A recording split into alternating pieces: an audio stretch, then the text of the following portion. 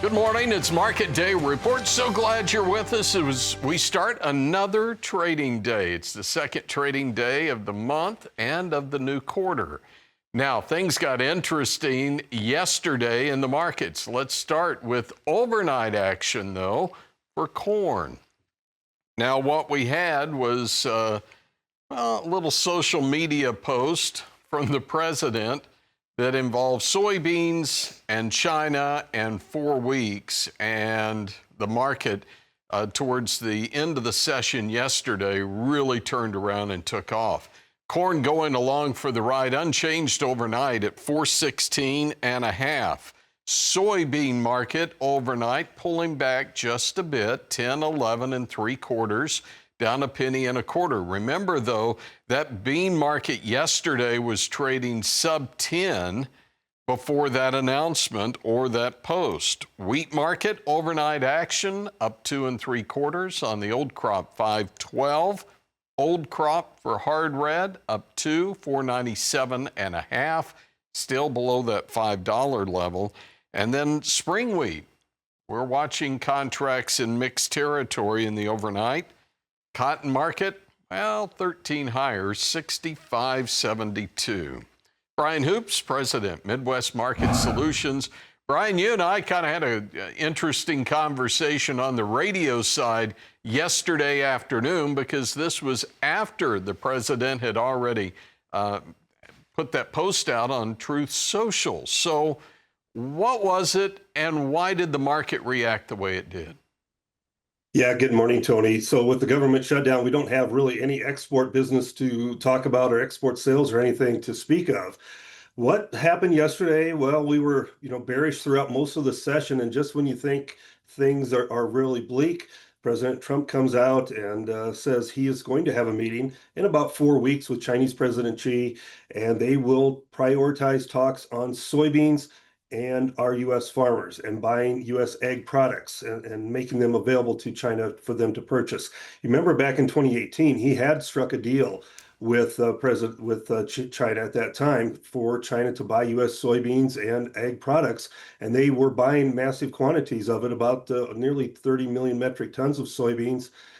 And then they didn't fulfill their phase 2 part of the agreement, and the next administration did not hold China accountable for that and just kind of let them do what they want. So we're back to square one, where we have to rebuild these relationships and trade agreements, and that's the process that we're in. But he has made a commitment to talk about soybeans and what that can mean. And, if you're making cash sales and things are bearish or looking bearish just from a fundamental standpoint, the one reason why you would want to have these markets owned on, at least on paper, maybe through options contracts, is because if we can reach some sort of trade agreement with China, it could be very, very bullish for soybean markets and other markets in particular. So yeah, everything else looks a little negative right now, but that's the unknown that you would want to have protection on. So it was followed up this morning. Commerce Secretary Scott Bessent was on CNBC talking about that on Tuesday we can expect an announcement of how the administration is going to support U.S. farmers with these tariffs and with tariff money that the government has collected. Brooke Rollins has said the same thing, that there will be support for farmers. So we expect on Tuesday that there'll be some sort of announcement going forward. Other news, pretty limited here. StoneX was out yesterday. They increased their soybean yields but lowered their corn yields, just very small adjustments. Yeah, and as far as the crop goes, 16.737 billion bushels is what they're expecting on a corn crop and 4.326 billion on the bean crop. Let's take a break. We'll come back in a moment. More markets with Brian Hoops on Market Day Report. So let's talk livestock futures here, and we'll start with live cattle. Live cattle finished the session in, mixed territory yesterday, the October, at 231.27, off 57. December, though, really where most of the action is, 234.60, as it was down 17. From live cattle over to the feeder market, and feeders on the session also lower, down 212 front month at 358.90, and November $1.60 lower, 357.75. CME cattle index yesterday down 228 at 365.33. What about the hogs? Hogs finishing lower as well. That's 3 straight sessions in the red. Lean hog index down 5 cents, 104.73. Helping us to break it down, President, Midwest Market Solutions, Brian Hoops. What about cash trade? Are we watching any cash trade yet? Well, Tony, there's just been a limited amount of trade in the north, nothing in the south yet. In the north, we saw a little bit of 230 and 360 trades, so just handfuls, but that is at $3 to $6 lower than a week ago. That would be the 6th consecutive week of lower trade in the north. Numbers are in a little bit larger in the north there. That's putting pressure on the cash market. So we have option expiration tomorrow for October live cattle, and then first notice day for deliveries against October begin on Monday.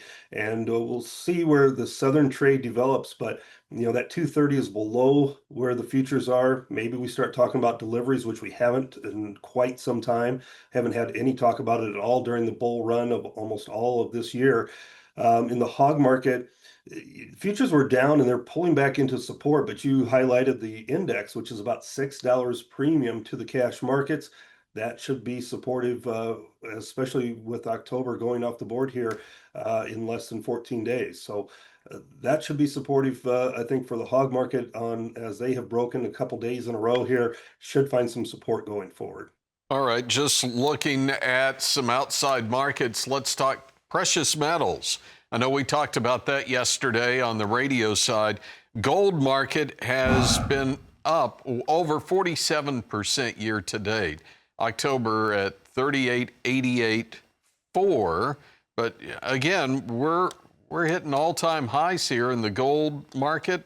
Is that something that could continue? Well, I think it will. I think gold and silver will continue to push higher. Until we get to probably 4,000 on the gold and maybe $50 on the silver, I think we're likely to see this market try and run towards those areas. Then maybe they can start to pull back from those areas. But seems like those markets want to push higher, especially with the government being shut down here for the time being. And stock market's done very well with this government being shut down. Last time we were shut down in 2018, 2019, we lost quite a bit of ground during those 35 days. But I think the market is trying to anticipate this will be a short shutdown and maybe a Republican type victory that would lower some of this government spending and send prices even higher. Yeah, and again, another record high yesterday in the S&P, and we're opening up this morning, expected to open up in higher territory. Brian Hoops is president, Midwest Market Solutions, and we'll see you back here tomorrow.